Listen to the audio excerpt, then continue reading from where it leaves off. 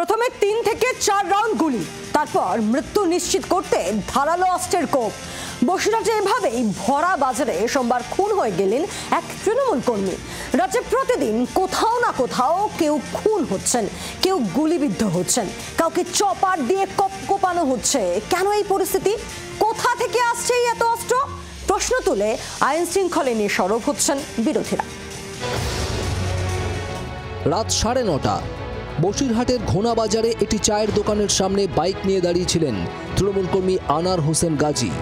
সঙ্গে ছিলেন আনারের আরও কয়েকজন বন্ধু বান্ধব। হঠাৎই সেখানে মোটর বাইকে চেপে উপস্থিত হয় 10 থেকে 12 জনের একটি দুষ্কৃতীদের দল।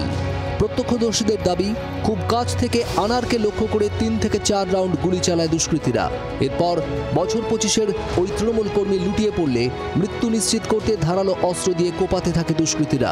আতঙ্কে ঘটনাস্থল থেকে পালিয়ে যায় আনারের সঙ্গী সাথীরা। নিমেষে বন্ধ হয়ে যায় বাজারের দোকানপাট। এরপর সুযোগ বুঝে এলাকা থেকে চম্পট দেয় দুষ্কৃতীরা। এখানে মাথায় কুপিয়েছে, হাতে কুপিয়েছে। মানে আমাদের হাজিবাগ সংলগ্ন এলাকায় একটা চায়ের দোকান আছে, ওখানে বসে আমি ভিতরে চা খাচ্ছিলাম আর ও বাইরে একটা বাইকের উপরে বসেছিল।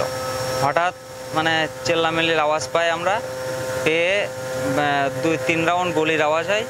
চায়ের দোকান থেকে যে যার মতো দৌড় মেরেছে গুলির আওয়াজ শুনে। তারপরে চায়ের দোকান থেকে আমরা বেরিয়ে যেয়ে দেখি সামনে রক্তাক্ত অবস্থায় পড়ে আছে। বসিরহাট সুপার স্পেশালিটি হাসপাতালে নিয়ে যাওয়া হলে সেখানে ওই যুবককে মৃত বলে জানান চিকিৎসকরা। কী কারণে বেঘরে প্রাণ দিতে হলো ওই তৃণমূল কর্মীকে? রাজনৈতিক শত্রুতা নাকি অন্য কোনো কারণ? হামলাকারীরা কোথায় গা ঢাকা দিল? তদন্ত শুরু করেছে বসিরহাট থানার পুলিশ। ভরা বাজারে প্রকাশ্যে এভাবে খুনের ঘটনায় আতঙ্কিত স্থানীয়রা। বসিরহাট থেকে বিমল বসুর রিপোর্ট, জি 24 ঘন্টা।